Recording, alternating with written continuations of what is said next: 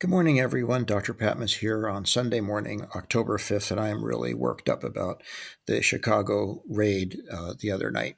As you hopefully know, ICE raided an apartment building in predominantly black South Side Chicago in the middle of the night on a couple of days ago, October 3rd, I believe. And they came in with full military presence, including Black Hawk helicopters, dozens of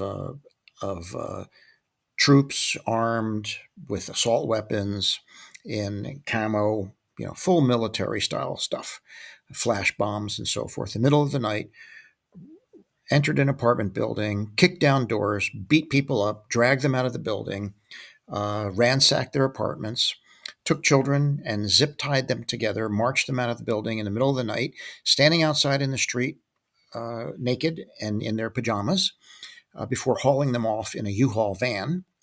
And the justification for this was, according to ICE and GOP officials and Trump's team, was that this was an action necessary to root out Tren de Aragua gang members, a Venezuelan drug cartel that they allege is in that building.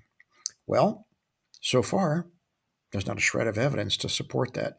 There is not one piece of as of this morning, there is not one piece of publicly available evidence to support anything they're claiming about Tren de Aragua in that building.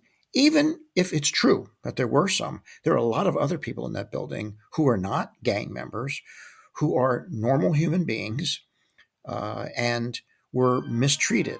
There's no arrest warrants, there's no search warrants. They entered this building illegally and conducted a military raid, essentially destroying their apartments and traumatizing them and their children, in some cases beating them, uh, over an allegation that there are gang members in the building.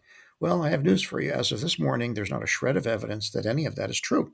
There is no evidence that there's Tren de Aragua in that building. No one has been indicted, no public documents to support that claim yet. Perhaps there will be, but as of right now, there's no public documentation to support the justification, the alleged justification for that action. It was must have been a horrific scene to think about that in the middle of the night, a military incursion into an apartment building, dragging people out, ransacking their apartments, beating them up, and zip tying their children together. It must have been absolutely horrible. So, who's in that building? Well, it actually turns out that that building does have a lot of immigrants from Venezuela. Well, what is the story with Venezuelan immigration and Chicago? I did a little research, and it's below. You can read in the text below. There are about 19,000 Venezuelans living in Chicago, and how'd they get there? Well, they were people who were fleeing their homeland. Venezuela, as you may know, is under the leadership of a despot, authoritarian, tyrant president, and has made life miserable for people in Venezuela. And lots of them have left. Well, these Venezuelans in this situation were asylum seeking immigrants. They're entitled to seek asylum here. They showed up at the southern border. They were arrested in Texas, and Texas dumped them in Chicago, just put them on buses and dumped them in Chicago. And there they are, trying to make a living while their cases for asylum are being reviewed. Now, as hopefully you know, these people cannot apply for visas, for work visas themselves. They can only qualify for visas applied for by their employers. So they can't work legally, so they have to work illegally to survive. So what are they doing? What kind of work are these Venezuelan immigrants in Chicago doing? Well, guess what? They're cleaning your toilets. They're washing dishes in restaurants. They're doing day labor work for $5 an hour, and in some cases, not even getting their paychecks. They're scrounging at the bottom of the barrel to do the jobs that no one else wants to do for a minimum wage, and that's how they're getting by until they can have a hearing for whether or not they qualify for asylum. This is outrageous.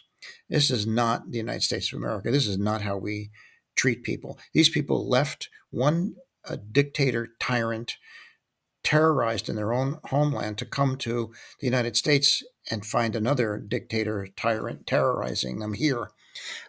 This raid in Chicago, it is a raid that will live in infamy. This is awful.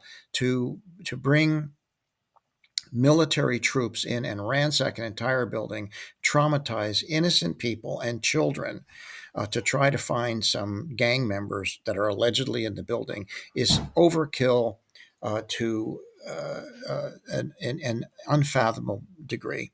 I hope this outrages you as much as it outrages me.